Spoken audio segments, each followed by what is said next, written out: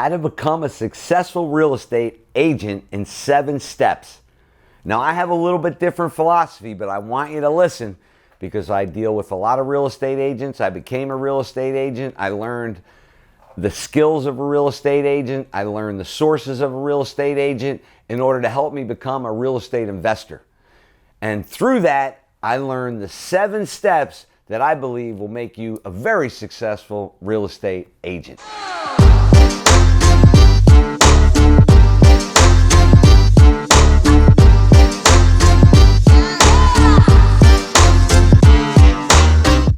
Let's look at step number 1, data. Data is so critical in today's world. You've heard of machine learning, you've heard of artificial intelligence. There's so much data, there's so much noise. People don't know what to do with the data. If you become a data manager, and don't let that scare me, that's just managing the data that you're dealing with on an everyday basis, the stuff you get out of the MLS, the information that you get from the other sources as being an agent. If you gather and organize it and help people understand that data, you will lead to extreme success because most people don't understand about how to control data. Step number 2, related to that data, how do people get the data? You can become a search expert. You may think that sounds kind of weird, but searching on Google, I didn't realize that little commas, little dashes, little quotations make a huge difference in your searches. What I learned from my experience with the multiple listing service is that I would call people younger than me and people that had more experience with the searching aspects because little micro distinctions related to searching would find extraordinary deals. And I didn't realize the skill set that was necessary to searching within these different systems that you're using to become a successful agent. So put a little bit of extra time in the search aspects because if you're a data and search expert, you are going to become a very successful real estate agent. Step number 3 is market areas and neighborhoods. When I was an agent, I took a map of the entire area that I worked in, and I used to make it like a war room. I used to put little red pins in that map. I knew where all the houses were in the neighborhoods, and I learned the markets, and I really took time and prided myself in learning different markets and understanding different neighborhoods. So when a property popped up, you literally knew that neighborhood. And with today's information and the ability to drive on Google, literally through streets and see houses, you can cover neighborhoods that would have taken me weeks in some cases, literally in days. And that's so key with step number 3 is learning neighborhoods and market areas, and you will be one of the most polished agents in your office. Step number 4, funding. Real estate agents really don't think about funding that often. Well, just think if you're driving in the car with your client and you're ready to go to a couple homes and they're sitting there, you know what they're worried about? They're worried about getting that mortgage. Just think, you're sitting in that car and you go, hey guys, you're probably sitting there worried about the money. Well, I just wanted to introduce you to a couple of my resources. And this is called ecosystem merging.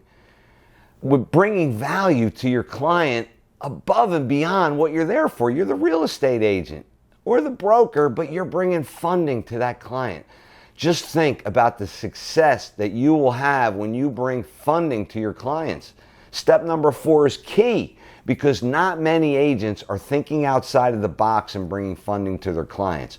So establish a little directory, 3 or 4 lenders, create those relationships, and that will take you to the next level in your real estate agent career. Step number 5 is team.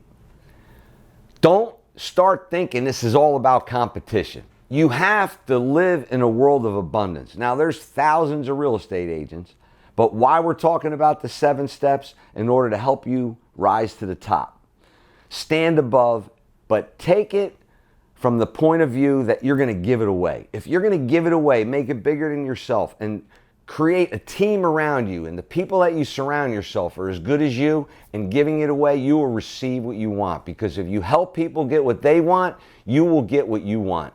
So step number 5 is build that team. Step number 6, results. You have to get results. If you don't have results and you're just getting started, I just said team up with someone in your office. Bridge the gap of the results. There's always a bridge that you have to cross when you're trying to do something new. Think about the bridges I took when I had to develop a $14.2 million.